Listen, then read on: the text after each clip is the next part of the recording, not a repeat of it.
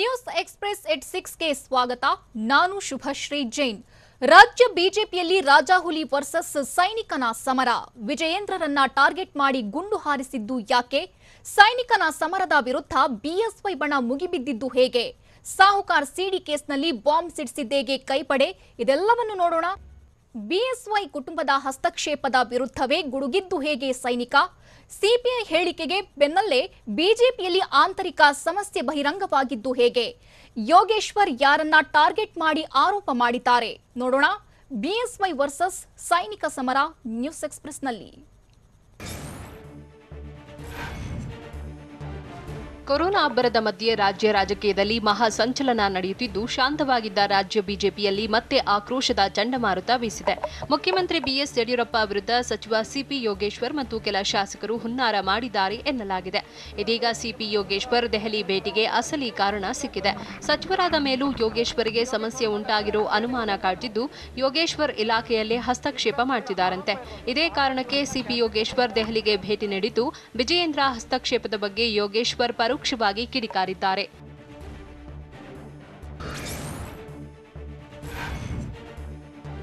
ಹೆಸರು ಹೇಳದೆ ವಿಜಯೇಂದ್ರ ಬಗ್ಗೆ ಯೋಗೇಶ್ವರ್ ಅಸಮಾಧಾನ ವ್ಯಕ್ತಪಡಿಸಿದ್ದಾರೆ. ನನ್ನ ಅಧಿಕಾರವನ್ನ ನನ್ನ ಮಗ ಚಲಾಯಿಸಿದರೆ ಆಗೋದಿಲ್ಲ ಅಂತ ವಿಧಾನಸೌಧದಲ್ಲಿ ಸಚಿವ ಸಿಪಿ ಯೋಗೇಶ್ವರ್ ಹೇಳಿದ್ರು.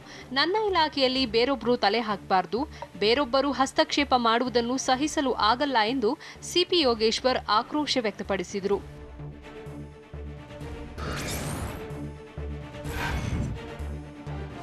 ಅಡ್ಜಸ್ಟ್ಮೆಂಟ್ ಪಾಲಿಟಿಕ್ಸ್ ಬಗ್ಗೆ ಸಚಿವ ಸಿಪಿ ಯೋಗೇಶ್ವರ್ ಕಿಡಿಕಾರಿದ್ದಾರೆ. ಇದು ಬಿಜೆಪಿ ಸರ್ಕಾರವಾಗಿಲ್ಲ, ಇದು 3 ಪಾರ್ಟಿ ಸರ್ಕಾರ ಅಂತ ಸಚಿವ ಸಿಪಿ ಯೋಗೇಶ್ವರ್ ವಾಗ್ದಾಳಿ ನಡೆಸಿದ್ದಾರೆ. ಈಗಿರೋರು 3 ಗುಂಪಿನ ಸರ್ಕಾರ ಆಗಿದೆ. 3 ರಾಜಕೀಯ ಪಕ್ಷಗಳು ಹೊಂದಾಣಿಕೆ ಮಾಡಿಕೊಂಡಿವೆ. ನಮ್ಮ ಸರ್ಕಾರ ಕಾಂಗ್ರೆಸ್ ಜೆಡಿಎಸ್ ಜೊತೆ ಹೊಂದಾಣಿಕೆ ಮಾಡಿಕೊಂಡಿದೆ ಅಂತ ವಿಧಾನಸೌಧದಲ್ಲಿ ಸಚಿವ ಸಿಪಿ ಯೋಗೇಶ್ವರ್ ಹೇಳಿದರು.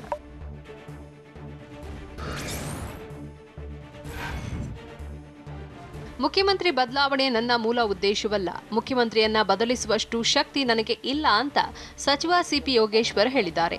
ನಾನು ದೆಹಲಿಗೆ ಹೋಗ್ತಾ ಇರ್ತೇನೆ, ಬರ್ತಾ ಇರ್ತೇನೆ, ಆದರೆ ಎಲ್ಲ ವಿಚಾರಗಳನ್ನ ಬಹಿರಂಗವಾಗಿ ಹೇಳಲು ಆಗಲ್ಲ. ಮುಂದಿನ ದಿನಗಳಲ್ಲಿ ಎಲ್ಲ ವಿಚಾರಗಳು ಗೊತ್ತಾಗುತ್ತೆ ಅಂತ ಸಿಪಿ ಯೋಗೇಶ್ವರ್ ಹೇಳಿದರು.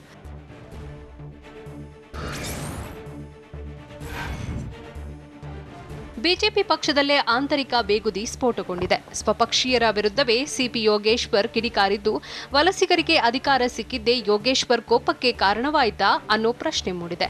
ಪಕ್ಷದ ಕೆಲ ಸ್ನೇಹಿತರು ನನ್ನ ಬಗ್ಗೆ ಮಾತನಾಡುತ್ತಿದ್ದಾರೆ, ಅವರಿಂದ ಯಾರು ಮಾತನಾಡಿಸುತ್ತಿದ್ದಾರೆಂದು ಗೊತ್ತಿದೆ ಅಂತ ಯೋಗೇಶ್ವರ್ ಹೇಳಿದ್ದಾರೆ.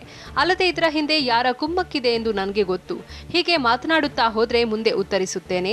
ಮುಂದಿನ ದಿನಗಳಲ್ಲಿ ಎಲ್ಲದಕ್ಕೂ ಉತ್ತರ ಕೊಡಬೇಕಾಗುತ್ತೆ ಅಂತ ಎಚ್ಚರಿಕೆ ನೀಡಿದ್ದಾರೆ.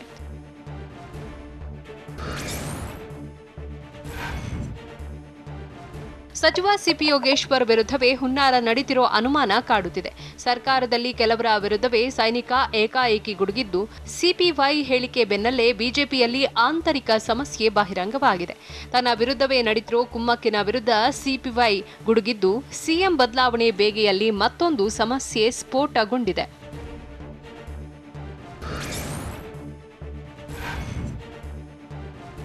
ನನಗೆ ನನ್ನದೇ ಆದ ಸಮಸ್ಯೆಗಳು ಇತ್ತು, ಅದಕ್ಕೆ ದೆಹಲಿಗೆ ಹೋಗಿದ್ದೆ ಅಂತ ಸಿಪಿ ಯೋಗೇಶ್ವರ್ ಹೇಳಿದ್ದಾರೆ. ಮುಂದಿನ ಬಾರಿ ನಾನು ಕೂಡ ಚುನಾವಣೆಗೆ ಸ್ಪರ್ಧಿಸಬೇಕಿದೆ, ಹೀಗಾಗಿ ನನ್ನ ನೋವು ಹೇಳಿಕೊಳ್ಳಲು ದೆಹಲಿಗೆ ಹೋಗಿದ್ದೆ. ಅದನ್ನು ಬಹಿರಂಗವಾಗಿ ಹೇಳುವುದಕ್ಕೆ ಆಗುವುದಿಲ್ಲ. ಪಕ್ಷದ ಚೌಕಟ್ಟಿನಲ್ಲಿ ಸಮಸ್ಯೆಗಳ ಬಗ್ಗೆ ಚರ್ಚೆ ಮಾಡುತ್ತೇನೆ, ಕೆಲವೊಂದು ವಿಚಾರಗಳನ್ನು ಹೇಳಿಕೊಳ್ಳಲು ಆಗುವುದಿಲ್ಲ ಅಂತ ಯೋಗೇಶ್ವರ್ ಹೇಳಿದ್ದಾರೆ.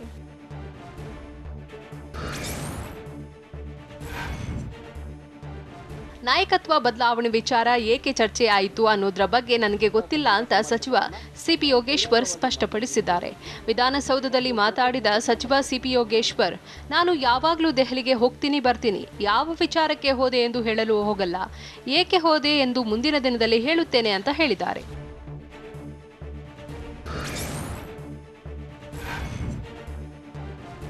ಸಿಪಿ ಯೋಗೇಶ್ವರ್ ವಿರುದ್ಧ ಶಾಸಕ ರೇಣುಕಾಚಾರ್ಯ ಗುಡುಗಿದ್ದಾರೆ. ಯಡಿಯೂರಪ್ಪ ಮತ್ತು ವಿಜಯೇಂದ್ರರ ಕಾಲು ಹಿಡಿದಿದ್ದು ನೋಡಿದ್ದೇನೆ. 3 ಭಾಗವಾದ ಬಿಜೆಪಿ ಅನ್ನೋಕೆ ನಿಮಗೇನು ನೈತಿಕತೆ ಇದೆ ಅಂತ ರೇಣುಕಾಚಾರ್ಯ ಪ್ರಶ್ನಿಸಿದ್ದಾರೆ. ದಾವಣಗೆರೆಯ ಹೊನ್ನಾಳಿಯಲ್ಲಿ ಮಾತಾಡಿದ ಅವರು, ನಮ್ಮಲ್ಲಿ ಸೋತವರು ಬಹಳಷ್ಟು ಜನರು ಇದ್ರು, ಆದರೆ ಬಿಎಸ್ವೈ ಕೃಪಾ ಕಟಾಕ್ಷದಿಂದ ಸಚಿವರಾಗಿದ್ದು ಶಾಸಕಾಂಗ ಸಭೆ ಕರೀರಿ ಅನ್ನೋಕೆ ಏನು ನೈತಿಕತೆ ಇದೆ ಅಂತ ಪ್ರಶ್ನಿಸಿದ್ದಾರೆ.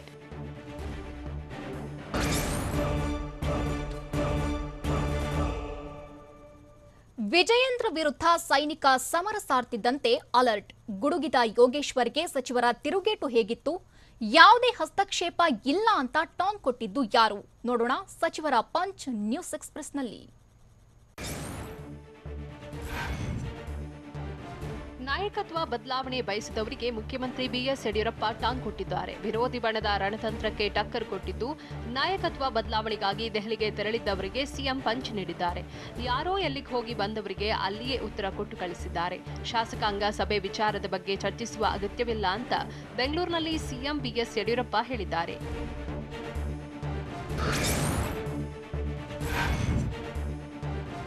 ರಾಜ್ಯ ಬಿಜೆಪಿಯಲ್ಲಿ ಕೇಳಿಬರ್ತಿರೋ ಬದಲಾವಣೆ ಕೂಗನ್ನ ಬಿಎಸ್ವೈ ಮಾತು ಪರೋಕ್ಷವಾಗಿ ಪುಷ್ಟೀಕರಿಸಿದೆ. ನಾಯಕತ್ವದ ಬದಲಾವಣೆ ಆಟದಲ್ಲಿ ಸ್ವಪಕ್ಷೀಯರೇ ಭಾಗಿಯಾಗಿದ್ದಾರೆ ಅಂತ ಮುಖ್ಯಮಂತ್ರಿ ಬಿಎಸ್ ಯಡಿಯೂರಪ್ಪ ಹೇಳಿದ್ದು, ಬದಲಾವಣೆ ಆಟವಾಡುತ್ತಿದ್ದಾರೆ ಅನ್ನೋದನ್ನ ಒಪ್ಪಿಕೊಂಡಿದ್ದಾರೆ. ದೆಹಲಿಗೆ ಹೋಗಿ ಬಂದರೂ ವರಿಷ್ಠರ ಮಟ್ಟದಲ್ಲಿ ಯಾವುದೇ ಕೆಲಸ ಆಗಿಲ್ಲ. ದೆಹಲಿ ಚರ್ಚೆಗಳ ಮಾಹಿತಿ ಪಡೆದುಕೊಂಡಿರುವ ಸಿಎಂ ಬಿಎಸ್ವೈ ದೆಹಲಿಯಲ್ಲೂ ಆಟ ನಡೆದಿಲ್ಲ ಎಂದು ಪರೋಕ್ಷವಾಗಿ ಹೇಳಿದರು.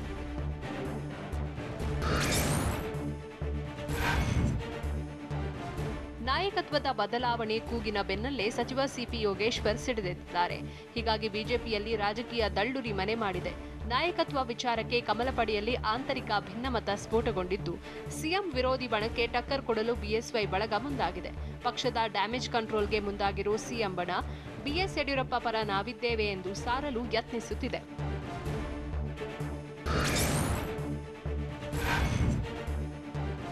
ಸದ್ಯದ ಸ್ಥಿತಿಯಲ್ಲಿ ನಾಯಕತ್ವ ಬದಲಾವಣೆ ಪ್ರಶ್ನೆ ಇಲ್ಲ ಅಂತ ನಾಯಕತ್ವ ಬದಲಾವಣೆ ವದಂತಿಗೆ ಸಚಿವ ಎಸ್ಟಿ ಸೋಮಶೇಖರ್ ತೆರೆ ಎಳೆದಿದ್ದಾರೆ. ನಾಯಕತ್ವ ಬದಲಾವಣೆ ಕೇವಲ ಊಹಾಪೋಹವಾಗಿದೆ ಎಂದು ಎಸ್ಟಿ ಸೋಮಶೇಖರ್ ಸ್ಪಷ್ಟನೆ ನೀಡಿದ್ದಾರೆ.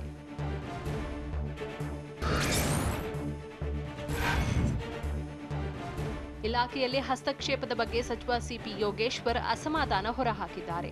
ಆದರೆ ಎಲ್ಲೂ ಮತ್ತೊಬ್ಬರ ಹಸ್ತಕ್ಷೇಪದ ಪ್ರಶ್ನೆಯೇ ಎದುರಾಗಲ್ಲ ಅಂತ ಸಚಿವ ಸೋಮಣ್ಣ ಹೇಳಿದ್ದು, ಪರೋಕ್ಷವಾಗಿ ಯೋಗೇಶ್ವರ್ಗೆ ತಿರುಗೇಟು ನೀಡಿದ್ದಾರೆ. ಯೋಗೇಶ್ವರ್ ಅವರ ಭಾವನೆ ಹೇಳಿಕೊಂಡಿದ್ದಾರೆ ಅಷ್ಟೇ, ನನ್ಗಂತೂ ಆ ಬಗ್ಗೆ ಗೊತ್ತಿಲ್ಲ ಅಂತ ವಿಜಯೇಂದ್ರ ಹಸ್ತಕ್ಷೇಪ ಆರೋಪಕ್ಕೆ ಸೋಮಣ್ಣ ಸ್ಪಷ್ಟನೆ ನೀಡಿದ್ದಾರೆ.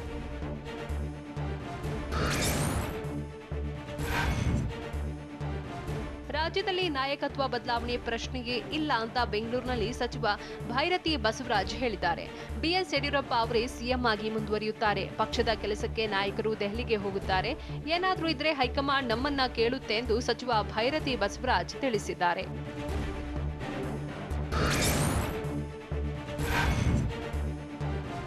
ಬಿವೈ ವಿಜಯೇಂದ್ರ ವಿರುದ್ಧ ಸಚಿವ ಸಿಪಿ ಯೋಗೇಶ್ವರ್ ಸಿಡಿದೆದ್ದಿದ್ದಾರೆ. ಆದರೆ ವಿಜಯೇಂದ್ರ ಪರ ಸಚಿವ ಭೈರತಿ ಬಸವರಾಜ್ ಬ್ಯಾಟ್ ಬೀಸಿದ್ದಾರೆ. ನಾನು ಕೂಡ 1.5 ವರ್ಷದಿಂದ ಸಚಿವನಾಗಿದ್ದೇನೆ. ಯಾವತ್ತೂ ಕೂಡ ವಿಜಯೇಂದ್ರ ಹಸ್ತಕ್ಷೇಪ ಮಾಡಿಲ್ಲ ಅಂತ ಭೈರತಿ ಬಸವರಾಜ್ ಹೇಳಿದ್ದಾರೆ. ಇವರೇಕೆ ಸಿಎಂ ಕುಟುಂಬದ ಬಗ್ಗೆ ಮಾತಾಡ್ತಾರೋ ಗೊತ್ತಿಲ್ಲ. ನಾವು ಸಿಪಿ ಯೋಗೇಶ್ವರನ್ನ ನಂಬಿ ಬಿಜೆಪಿಗೆ ಬಂದಿಲ್ಲ. ನಮ್ಮ ಸ್ವಾಭಿಮಾನಕ್ಕೆ ಧಕ್ಕೆಯಾಗಿದೆ ಎಂದು ಬಂದಿದ್ದೇವೆ ಎಂದು ಭೈರತಿ ಬಸವರಾಜ್ ತಿಳಿಸಿದರು.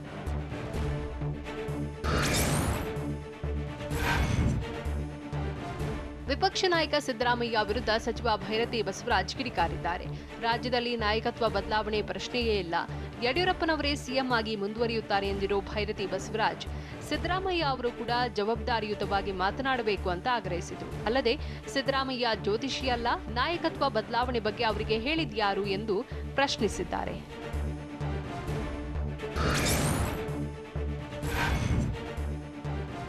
ಸಿಎಂ ಸ್ಥಾನ ಖಾಲಿ ಇಲ್ಲ, ಸಿಎಂ ಬದಲಾವಣೆಯೂ ಇಲ್ಲ ಅಂತ ವಿಧಾನಸೌಧದಲ್ಲಿ ಸಚಿವ ಎಂಟಿಬಿ ನಾಗರಾಜ್ ಹೇಳಿದ್ದಾರೆ.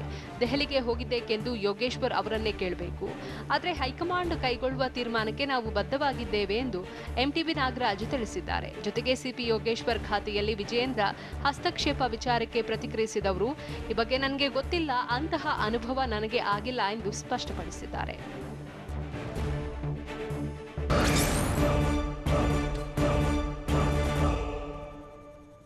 ಅಂತರ ಪಾಲಿಸಿ ಎಂದಿದ್ದಕ್ಕೆ ತಹಶೀಲ್ದಾರ್ ಜೊತೆ ಕಿರಿಕ್ ಮಾಡಿದ್ದು ಯಾರು? 3ನೇ ಅಲೆಯಲ್ಲಿ ಮಕ್ಕಳನ್ನ ರಕ್ಷಿಸಲು ಬಿಬಿಎಂಪಿ ಪ್ಲಾನ್ ಮಾಡಿರೋದು ಏನು? ಕೊರೋನಾ ಸೋಂಕಿತರಿಗೆ ಎಂಇಐಎಲ್ ನೆರವು ಹೇಗಿದೆ? ನೋಡೋಣ ಕೊರೋನಾ ಖಾತಾ ನ್ಯೂಸ್ ಎಕ್ಸ್‌ಪ್ರೆಸ್‌ನಲ್ಲಿ. ಬೆಳಗಾವಿ ಜಿಲ್ಲೆ ರಾಮದುರ್ಗದಲ್ಲಿ ಅಂತರ ಕಾಪಾಡಿಕೊಳ್ಳಿ ಎಂದಿದ್ದಕ್ಕೆ ತಹಶೀಲ್ದಾರ್ ಜೊತೆ ಸಾರಿಗೆ ಸಿಬ್ಬಂದಿ ಕಿರಿಕ್ ಮಾಡಿದ್ದಾರೆ. ಪಟ್ಟಣದ ಸರ್ಕಾರಿ ಶಾಲೆಯಲ್ಲಿ ವ್ಯಾಕ್ಸಿನ್ ಪಡೆಯುವುದಕ್ಕೆ ಸಾರಿಗೆ ಸಿಬ್ಬಂದಿ ಮುಗಿಬಿದ್ದಿದ್ರು. ಈ ವೇಳೆ ಸ್ಥಳಕ್ಕೆ ಭೇಟಿ ನೀಡಿದ ತಹಶೀಲ್ದಾರ್ ಅಂತರ ಕಾಪಾಡಿ ಅಂತ ಮನವಿ ಮಾಡಿದ್ದಾರೆ. ಅಷ್ಟಕ್ಕೆ ಗರಂ ಆದ ಸಾರಿಗೆ ಸ್ಟಾಫ್ ಕಿರಿಕ್ ತೆಗೆದು ತಹಶೀಲ್ದಾರ್ ಮಲ್ಲಿಕಾರ್ಜುನ್ಗೆ ಅವಮಾನಿಸಿದ್ದಾರೆ.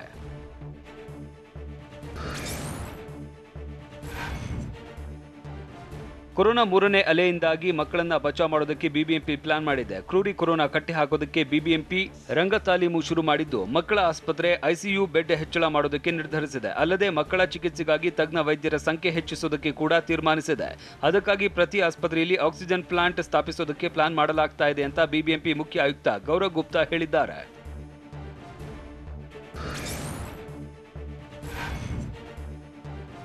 ಮಂಡ್ಯ ಜಿಲ್ಲೆ ನಾಗಮಂಗಲ ಪಟ್ಟಣದ ಸುಭಾಷ್ ನಗರದಲ್ಲಿ ಒಂದೇ ತಿಂಗಳ ಅವಧಿಯಲ್ಲಿ 10 ಜನ ಮೃತಪಟ್ಟಿದ್ದಾರೆ. ಕೋವಿಡ್ ಲಕ್ಷಣಗಳಾದ ಕೆಮ್ಮು, ಉಸಿರಾಟ ಸಮಸ್ಯೆಯಿಂದ ತಂದೆ, ಪುತ್ರ ಸೇರಿದಂತೆ 10 ಮಂದಿ ಉಸಿರು ಚೆಲ್ಲಿದ್ದಾರೆ. 300 ಮನೆಗಳು ಇರುವ ಬಡಾವಣೆಯಲ್ಲಿ ಬಹುತೇಕ ಬಡವರೇ ವಾಸವಿದ್ದು, ಬಡಾವಣೆ ಮೂಲ ಸೌಲಭ್ಯಗಳಿಂದ ವಂಚಿತವಾಗಿದೆ. ಜನ ನಿತ್ಯ ಮದ್ಯಪಾನ ಮಾಡಿ ಗಲಾಟೆ ಮಾಡಿಕೊಳ್ಳುವುದು ಕೂಡ ಬಡಾವಣೆಯಲ್ಲಿ ಸಾಮಾನ್ಯವಾಗಿದೆ.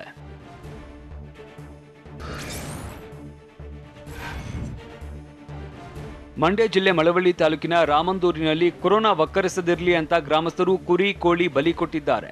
ಬೇವಿನ ಸೊಪ್ಪಿನ ಚಪ್ಪರ ಹಾಕಿ ಕಲ್ಲು ಇಟ್ಟು ಗ್ರಾಮಸ್ಥರು ಪೂಜೆ ಸಲ್ಲಿಸಿದ್ದಾರೆ. ಬಳಿಕ ಕೊರೋನಾ ಮಾರಿಯಮ್ಮ ನಮ್ಮೂರಿಗೆ ಬರಬಾರದು ಅಂತ ರಕ್ತ ಬಲಿ ಕೊಟ್ಟಿದ್ದಾರೆ. ಊರಿನ 4 ದಿಕ್ಕಿಗೂ ಪೂಜೆ ಮಾಡಿ ಸೋಂಕು ಬಾರದಿರಲಿ ಅಂತ ಬೇಡಿಕೊಂಡಿದ್ದಾರೆ.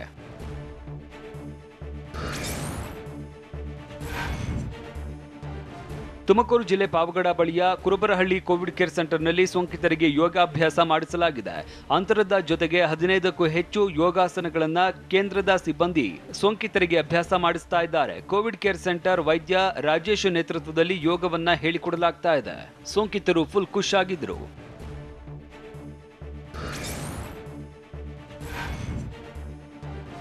ತಮಿಳುನಾಡಿನಲ್ಲೂ ಕೊರೋನಾ ಆರ್ಭಟ ಹೆಚ್ಚಾಗಿರುವುದರಿಂದ ಸೋಂಕಿತರ ನೆರವಿಗೆ ಎಂಇಐಎಲ್ ಕಂಪನಿ ಮುಂದೆ ಬಂದಿದೆ. ಮೇಘ ಇಂಜಿನಿಯರಿಂಗ್ ಮತ್ತು ಇನ್ಫ್ರಾಸ್ಟ್ರಕ್ಚರ್ ಲಿಮಿಟೆಡ್ ತಮಿಳುನಾಡಿನಲ್ಲಿ 3,000 ಬೆಡ್ಗಳ ಕೋವಿಡ್ ಆಸ್ಪತ್ರೆಯನ್ನ ನಿರ್ಮಾಣ ಮಾಡಿದೆ. ಈಗಾಗಲೇ ಚೆನ್ನೈ ಸೇರಿದಂತೆ 4 ಕಡೆಗಳಲ್ಲಿ 660 ಬೆಡ್ಗಳ ಆಸ್ಪತ್ರೆ ನಿರ್ಮಿಸಲಾಗಿದ್ದು, ಕೇವಲ 72 ಗಂಟೆಯಲ್ಲಿ 500 ಆಕ್ಸಿಜನ್ ಬೆಡ್ಗಳ ಸುಸಜ್ಜಿತ ಆಸ್ಪತ್ರೆಗೆ ಮೇ 21ರಂದು ತಮಿಳುನಾಡು ಸಿಎಂ ಎಂಕೆ ಸ್ಟಾಲಿನ್ ಆಸ್ಪತ್ರೆಗೆ ಚಾಲನೆ ಕೊಟ್ಟಿದ್ರು. ಎಂಇಐಎಲ್ಗೆ ತಮಿಳುನಾಡಿನ ಕ್ರೆಡಾಯ್ ಮತ್ತು ಜಿ ಸ್ಟ್ರೈಕ್ ಗ್ರೂಪ್ ಸಾಥ್ ಕೊಟ್ಟಿದೆ.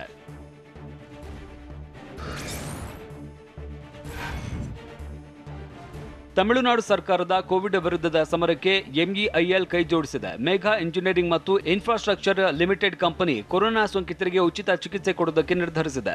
ಇದಕ್ಕಾಗಿ ಚೆನ್ನೈನ ವಿವಿಧ ಆಸ್ಪತ್ರೆಗಳಲ್ಲಿ 1070 ಆಕ್ಸಿಜನ್ ಬೆಡ್ ವ್ಯವಸ್ಥೆ ಮಾಡಲಾಗಿದೆ. ಈರೋಡ್ ಜಿಲ್ಲೆಯಲ್ಲಿ 200 ಬೆಡ್, ವೆಲ್ಲೂರು, ಅಟ್ಟೂರು ವಿವಿಧೆಡೆ ಮೆಡಿಕಲ್ ಆಕ್ಸಿಜನ್ ಬೆಡ್, ಚೆನ್ನೈನ ಅಣ್ಣಾನಗರ ಸರ್ಕಾರಿ ಆಸ್ಪತ್ರೆಯಲ್ಲಿ 100 ಆಕ್ಸಿಜನ್ ಬೆಡ್, ಒಮಂದೂರು ಸರ್ಕಾರಿ ಆಸ್ಪತ್ರೆಯಲ್ಲಿ 100 ಆಕ್ಸಿಜನ್ ಬೆಡ್ ಮಾಡಲಾಗಿದೆ.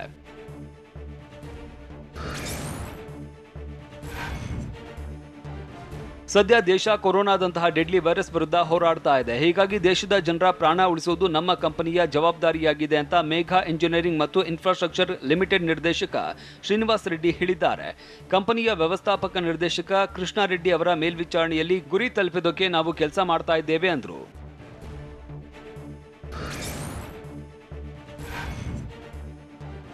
ಸದ್ಯದಲ್ಲೇ 200 ಮೆಡಿಕಲ್ ಆಕ್ಸಿಜನ್ ಪ್ಲಾಂಟ್ ನಿರ್ಮಾಣಕ್ಕೆ ಎಂಇಐಎಲ್ ಸ್ಥಾಪಿಸಲಿದೆ. ಇದರ ಜೊತೆಗೆ ಕ್ರಯೋಜೆನಿಕ್ ಆಕ್ಸಿಜನ್ ಟ್ಯಾಂಕರ್ಗಳ ಉತ್ಪಾದಿಸುವ ಕಾರ್ಯವೂ ನಡೀತಾ ಇದೆ. ಇದಕ್ಕೆ ಡಿಆರ್ಡಿಒ ಮತ್ತು ಕೇಂದ್ರದ ಪೆಟ್ರೋಲಿಯಂ ನ್ಯಾಚುರಲ್ ಗ್ಯಾಸ್ ಇಲಾಖೆ ಸಹಕಾರ ಕೊಟ್ಟಿದೆ. ಈಗಾಗಲೇ ಎಂಇಐಎಲ್ ಆಂಧ್ರ, ತೆಲಂಗಾಣ ರಾಜ್ಯಗಳ ಆಸ್ಪತ್ರೆಗಳಿಗೆ ಉಚಿತವಾಗಿ ಮೆಡಿಕಲ್ ಆಕ್ಸಿಜನ್ ಪೂರೈಸ್ತಾ ಇದೆ. ತೆಲಂಗಾಣ ರಾಜ್ಯಕ್ಕೆ 11 ಕ್ರಯೋಜೆನಿಕ್ ಟ್ಯಾಂಕ್ ಅನ್ನು ಆಮದು ಮಾಡಿಕೊಂಡು ಕೊಡುಗೆ ನೀಡಿದೆ.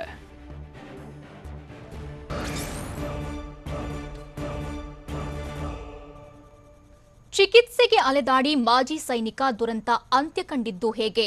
ಮದುವೆ ತಯಾರಿಯಿಂದಲೇ ವೃದ್ಧೆ ಪ್ರಾಣಕ್ಕೆ ಕಂಟಕವಾಯ್ತಾ? ತಹಶೀಲ್ದಾರ್ ಪತಿಯೇ ಸೋಂಕಿಗೆ ಬಲಿಯಾಗಿದ್ದು ಎಲ್ಲಿ? ಇವೆಲ್ಲವನ್ನು ನೋಡೋಣ ಕೊರೋನಾ ಕಣ್ಣೀರು ನ್ಯೂಸ್ ಎಕ್ಸ್‌ಪ್ರೆಸ್‌ನಲ್ಲಿ.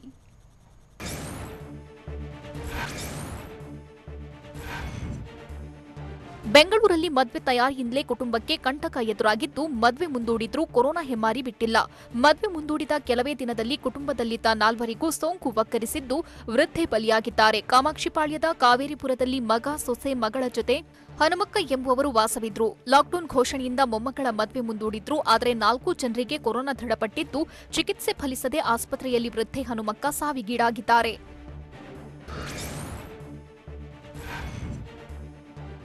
ಕಷ್ಟಪಟ್ಟು ಹೆಂಡತಿಯನ್ನ ಕೆಎಎಸ್ ಓದಿಸಿದ ಪತ್ನಿ ತಹಶೀಲ್ದಾರ್ ಆದ 6 ತಿಂಗಳಿಗೆ ಕೊರೋನಾಗೆ ಬಲಿಯಾಗಿದ್ದಾನೆ. ಶಿವಮೊಗ್ಗದಲ್ಲಿ ಹೃದಯ ವಿದ್ರಾವಕ ಘಟನೆ ನಡೆದಿದ್ದು, ಪತ್ನಿಯನ್ನ ಓದಿಸಿ ತಹಶೀಲ್ದಾರ್ ಮಾಡಿದ್ದ ಪತಿ ಮೃತಪಟ್ಟಿದ್ದಾನೆ. ಪತ್ನಿ ಬೆಂಗಳೂರಿನಲ್ಲಿ ತಹಶೀಲ್ದಾರ್ ಆಗಿದ್ದು, ಕೊರೋನಾ ದೃಢಪಟ್ಟಿದ್ದರಿಂದ ಮನೆಯಲ್ಲೇ ಪತಿ ಚಿಕಿತ್ಸೆ ಪಡೆಯುತ್ತಿದ್ರು.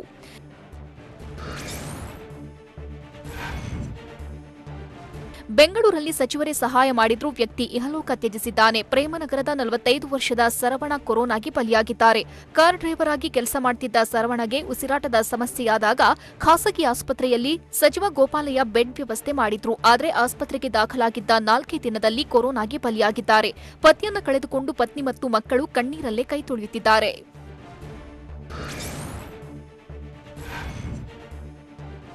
ಕೊರೋನಾ ಆರ್ಭಟದಿಂದ ಅದೆಷ್ಟೋ ಕುಟುಂಬಗಳು ನಲುಗಿ ಹೋಗ್ತಿವೆ. ಬೆಳಗಾವಿಯಲ್ಲಿ 15 ದಿನಗಳ ಅಂತರದಲ್ಲಿ 3 ಸಹೋದರರು ಬಲಿಯಾಗಿದ್ದಾರೆ. ಸವದತ್ತಿ ತಾಲೂಕಿನ ಇನಾಮಹೊಂಗಲದಲ್ಲಿ ಬಗಲೆ ಕುಟುಂಬದ 3 ಮೃತಪಟ್ಟಿದ್ದಾರೆ. ಮೂಲತಃ ಧಾರವಾಡ ತಾಲೂಕಿನ ಹೆಬ್ಬಳ್ಳಿಯವರು ಹಲವು ವರ್ಷಗಳಿಂದ ಇನಾಮಹೊಂಗಲದಲ್ಲಿ ನೆಲೆಸಿದ್ರು. ಇದೀಗ ಕೊರೋನಾದಿಂದ ಕುಟುಂಬದಲ್ಲಿ ಬಿರುಗಾಳಿಯೇ ಬೀಸಿದ್ದು, ಗಂಗಾರಾಮ ಬಗಲೆ, ದುರ್ಗಾಣಿ ಬಗಲೆ, ಶಿವಾಜಿ ಬಗಲೆ ಕೊರೋನಾ ಸೋಂಕಿಗೆ ಬಲಿಯಾಗಿದ್ದಾರೆ.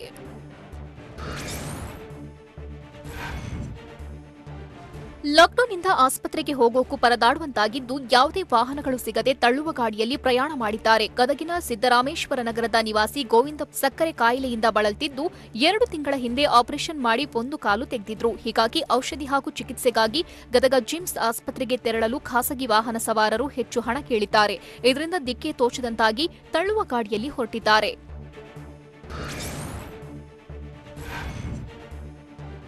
ಹುಬ್ಬಳ್ಳಿಯ ಕಿಮ್ಸ್ ಆಸ್ಪತ್ರೆಯಲ್ಲಿ ಹೃದಯ ವಿದ್ರಾವಕ ಘಟನೆ ನಡೆದಿದ್ದು, ಮೃತದೇಹಗಳ ಪ್ಯಾಕಿಂಗ್ ದೃಶ್ಯ ಬೆಚ್ಚಿ ಬೀಳಿಸುವಂತಿದೆ.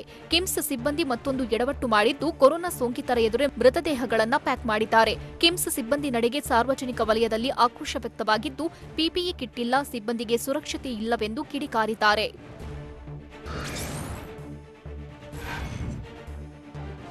ಪುಟ್ಟ ಮಕ್ಕಳನ್ನೇ ಕೊರೋನಾ ಟಾರ್ಗೆಟ್ ಮಾಡಿದ್ದು, ದತ್ತು ಕೇಂದ್ರದಲ್ಲಿ 13 ಮಕ್ಕಳಿಗೆ ಕೊರೋನಾ ಕುತ್ತು ತಂದಿದೆ. ಉಡುಪಿಯ ಸಂತೆಕಟ್ಟೆಯಲ್ಲಿರುವ ಮಮತೆಯ ತೊಟ್ಟಿಲು ದತ್ತು ಸ್ವೀಕಾರ ಕೇಂದ್ರದಲ್ಲಿ ಕೊರೋನಾ ಅಟ್ಟಹಾಸ ಮೆರೆದಿದ್ದು, ಕೇಂದ್ರದಲ್ಲಿ ಓರ್ವ ಆಯಾ ಸೇರಿ 13 ಮಕ್ಕಳ ಮೇಲೆ ಕೊರೋನಾ ದಾಳಿ ಮಾಡಿದೆ. 36 ಮಕ್ಕಳಿಗೆ ಕೋವಿಡ್ ಪರೀಕ್ಷೆ ನಡೆಸಿದ್ದು, ನೆಗೆಟಿವ್ ಬಂದ 23 ಮಕ್ಕಳನ್ನ ನಗರದ ಧನ್ವಂತರಿ ನರ್ಸಿಂಗ್ ಕಾಲೇಜಿನ ಹಾಸ್ಟೆಲ್ಗೆ ಶಿಫ್ಟ್ ಮಾಡಿದ್ದಾರೆ.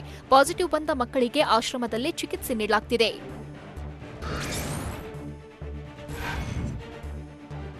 ನವಜಾತ ಶಿಶುಗಳನ್ನು ಬಿಡದೆ ಕೊರೋನಾ ಅಟ್ಟಹಾಸ ಮೆರೆದಿದೆ. 5 ಮಕ್ಕಳು 3 ನವಜಾತ ಶಿಶುಗಳಿಗೂ ಸೋಂಕು ತಗುಲಿದ್ದು, ಬಾಗಲಕೋಟೆ ಕುಮಾರೇಶ್ವರ ಆಸ್ಪತ್ರೆಯಲ್ಲಿ ಚೇತರಿಕೆ ಕಂಡಿವೆ. ವಿಜಯಪುರ ಜಿಲ್ಲೆ ಕೊಲ್ಹಾರ ಪ್ರಾಥಮಿಕ ಆಸ್ಪತ್ರೆಯಲ್ಲಿ ಜನಿಸಿದ್ದ ನವಜಾತ ಶಿಶುವಿಗೆ ಕೊರೋನಾ ಸೋಂಕು ದೃಢಪಟ್ಟು ಉಸಿರಾಟದ ತೊಂದರೆಯಿಂದ ಬಳಲ್ತಿತ್ತು. ಆದರೆ ಎಚ್ಎಫ್ಎನ್ಸಿ ಬೆಡ್ನಲ್ಲಿ ಚಿಕಿತ್ಸೆ ಬಳಿಕ ಶಿಶು ಗುಣಮುಖವಾಗಿದೆ. ಕೊಪ್ಪಳ ಜಿಲ್ಲೆ ಕುಷ್ಟಗಿಯ 6 ತಿಂಗಳ ಕೂಸು ಸಹ ಚೇತರಿಕೆ ಕಂಡಿದೆ.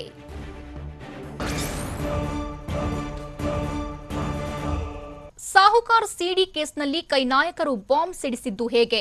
ರಮೇಶ್ ಜಾರಕಿಹೊಳಿ ಕೇಸ್ನಲ್ಲಿ ಸಿದ್ದು ಡಿಕೆಶಿ ಆಗ್ರಹಿಸಿದ್ದು ಏನು?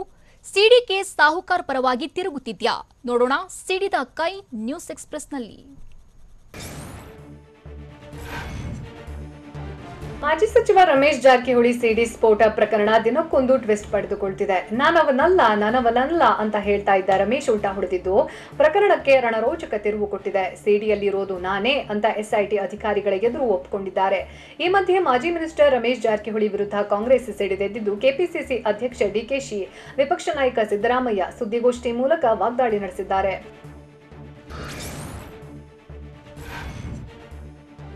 ನಿಮ್ಮ ಆತ್ಮಸಾಕ್ಷಿಗೆ ವಿರುದ್ಧವಾಗಿ ಯಾಕೆ ಕೆಲಸ ಮಾಡ್ತಿದ್ದೀರಾ ಅಂತ ಎಸ್ಐಟಿ ಅಧಿಕಾರಿಗಳಿಗೆ ಕೆಪಿಸಿಸಿ ಅಧ್ಯಕ್ಷ ಡಿಕೆಶಿ ಪ್ರಶ್ನೆ ಮಾಡಿದ್ದಾರೆ. ವ್ಯಕ್ತಿಗಿಂತ ಕರ್ನಾಟಕ ಪೊಲೀಸರ ಗೌರವ ಮಿಗಿಲಾಗ್ತಿತ್ತು.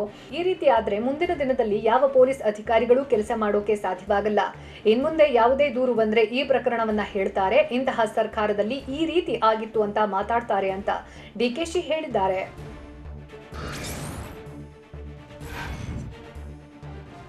ಮಾಜಿ ಸಚಿವ ರಮೇಶ್ ಜಾರಕಿಹೊಳಿಯನ್ನ ಮೊದಲು ಬಂಧಿಸಬೇಕು ಅಂತ ಡಿಕೆಶಿ ಆಗ್ರಹಿಸಿದ್ದಾರೆ. ಗೃಹ ಸಚಿವ ಬಸವರಾಜ ಬೊಮ್ಮಾಯಿ ದೂರು ಕೊಟ್ರೆ ಕೇಸ್ ಹಾಕಿಸ್ತೀವಿ ಅಂತ ಹೇಳಿದ್ರು. ಅದರ ಅರ್ಥ ರಮೇಶ್ ಜಾರಕಿಹೊಳಿಯನ್ನ ಮೊದಲು ಬಂಧಿಸಬೇಕು. ರಮೇಶ್ ಜಾರಕಿಹೊಳಿ ಯಾರ್ಯಾರಿಗೆ ಕಾಲ್ ಮಾಡಿದ್ದ, ಯಾವ್ಯಾವ ಹುಡುಗಿ ಜೊತೆ ಮಾತಾಡಿದ್ದ ಅಂತ ಹೊರಬರಬೇಕು. ಹೆಣ್ಣು ಮಕ್ಕಳ ಮೇಲೆ ನಾನಾ ರೀತಿಯ ಒತ್ತಡ ಹಾಕ್ತಾ ಇದ್ದು, ಆಕೆಯ ಪೋಷಕರಿಗೆ ಮತ್ತೆ ನೋಟಿಸ್ ನೀಡಿ ಒತ್ತಡ ಹಾಕ್ತಾ ಇದ್ದಾರೆ. ರಮೇಶ್ ಜಾರಕಿಹೊಳಿಗೆ ಕೇಸ್ ಸರಿ ಮಾಡಿಕೊಳ್ಳೋಕೆ ಅವಕಾಶ ನೀಡುತ್ತಿದ್ದಾರೆ ಅಂತ ಡಿಕೆಶಿ ಆರೋಪಿಸಿದ್ದಾರೆ.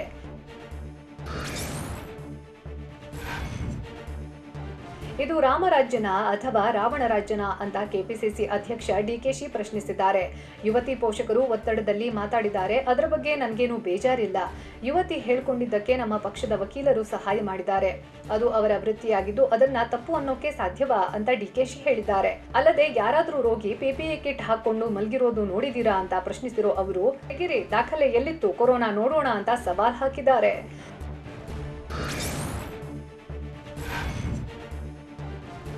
ಸಿಡಿ ಕೇಸ್ ಬಗ್ಗೆ ಸರಿಯಾಗಿ ತನಿಖೆ ನಡೆಯಲೇ ಇಲ್ಲ ಅಂತ ವಿಪಕ್ಷ ನಾಯಕ ಸಿದ್ದರಾಮಯ್ಯ ಆರೋಪಿಸಿದ್ದಾರೆ. ದೂರು ನೀಡಿದ ಮೇಲೆ ಎಫ್ಐಆರ್ ದಾಖಲೆ ಪರಿಶೀಲಿಸಿ ಚಾರ್ಜ್ ಶೀಟ್ ಸಲ್ಲಿಸೋದು ಕಾನೂನಿನ ಪದ್ಧತಿ. ಆದರೆ ಗೃಹ ಸಚಿವರು ವಿಚಾರಣೆ ನಡೆಸಿ ವರದಿ ಸೂಚಿಸಿದ್ರು. ಅಲ್ಲದೆ ಸಂತ್ರಸ್ತ ಯುವತಿ ಲಿಖಿತ ದೂರನ್ನ ನೀಡಿದ್ದು ಕಾನೂನು ಪ್ರಕಾರ ರಮೇಶ್ ಜಾರಕಿಹೊಳಿಯನ್ನ ಬಂಧಿಸಬೇಕಿತ್ತು. ಆದರೆ ಈವರೆಗೂ ಮಾಜಿ ಸಚಿವ ರಮೇಶ್ ಅವರನ್ನ ಬಂಧಿಸಿಲ್ಲ. ರೇಪ್ ಕೇಸ್ನಲ್ಲಿ ಆರೋಪಿಯನ್ನ ಬಂಧಿಸದೇ ಇರೋದು ಇದೇ ಮೊದಲ ಪ್ರಕರಣ ಇರಬಹುದು ಅಂತ ಸಿದ್ದರಾಮಯ್ಯ ಹೇಳಿದ್ದಾರೆ.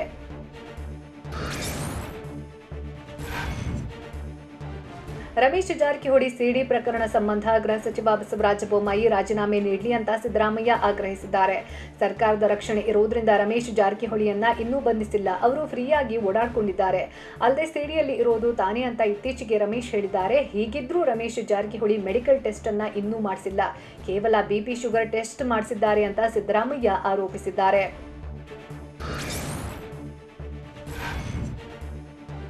ಆರೋಪಿ ರಮೇಶ್ ಜಾರಕಿಹೊಳಿಯನ್ನ ಸರ್ಕಾರ ರಕ್ಷಣೆ ಮಾಡ್ತಾ ಇದ್ದು ಹೀಗಾಗಿಯೇ ಅವರನ್ನ ಬಂಧಿಸಲಾಗ್ತಿಲ್ಲ ಅಂತ ಸಿದ್ದರಾಮಯ್ಯ ಆರೋಪಿಸಿದ್ದಾರೆ.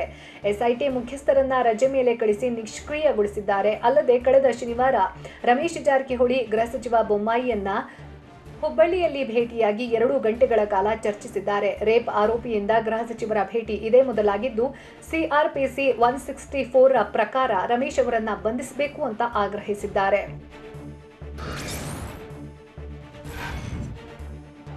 ಕಬ್ಬನ್ ಪಾರ್ಕ್ ಠಾಣೆಗೆ ನೀಡಿದ ಕೇಸ್ನಲ್ಲಿ ಯುವತಿಗೆ ಹಿನ್ನಡೆಯಾಗುವ ಸಾಧ್ಯತೆ ಇದೆ. ಅತ್ಯಾಚಾರ ನಡೆಸಿಲ್ಲ ಅಂತ ಹೇಳಿರೋ ರಮೇಶ್ ಜಾರಕಿಹೊಳಿ ಇದಕ್ಕೆ ದಾಖಲೆ ಒದಗಿಸಿದ್ರು. ಅತ್ಯಾಚಾರ ನಡೆದಿರೋ ಬಗ್ಗೆ ವೈದ್ಯಕೀಯ ಸಾಕ್ಷ್ಯ ಸಿಕ್ಕಿಲ್ಲ. ಜೊತೆಗೆ ವಿಡಿಯೋದಲ್ಲೂ ಬಲವಂತ ಮಾಡಿರುವುದು ಬೆಳಕಿಗೆ ಬಂದಿಲ್ಲ.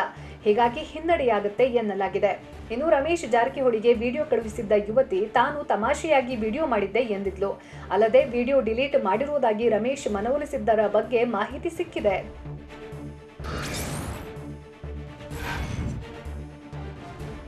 ವಿಡಿಯೋ ಇಟ್ಕೊಂಡೇ ರಮೇಶ್ಗೆ ರಾಜಕಾರಣಿ ಮೂಲಕ ಹಣಕ್ಕಾಗಿ ಡಿಮ್ಯಾಂಡ್ ಮಾಡಿದ್ರು. ವಿಡಿಯೋ ಹೊರಬರುತ್ತೆ ಅಂತ ಹೆದರಿದ್ದ ತಮ್ಮ ಆಪ್ತರ ಮೂಲಕ 3ನೇ ವ್ಯಕ್ತಿಗೆ ರಮೇಶ್ ಹಣ ನೀಡಿದ್ರು. ಹಣ ಪಡೆದ ಬಳಿಕ ರಮೇಶ್ ಸಂಪರ್ಕಕ್ಕೆ ಸಿಗದ ಯುವತಿ ಮೊಬೈಲ್ ಅನ್ನ ಸ್ವಿಚ್ ಆಫ್ ಮಾಡಿದ್ಲು.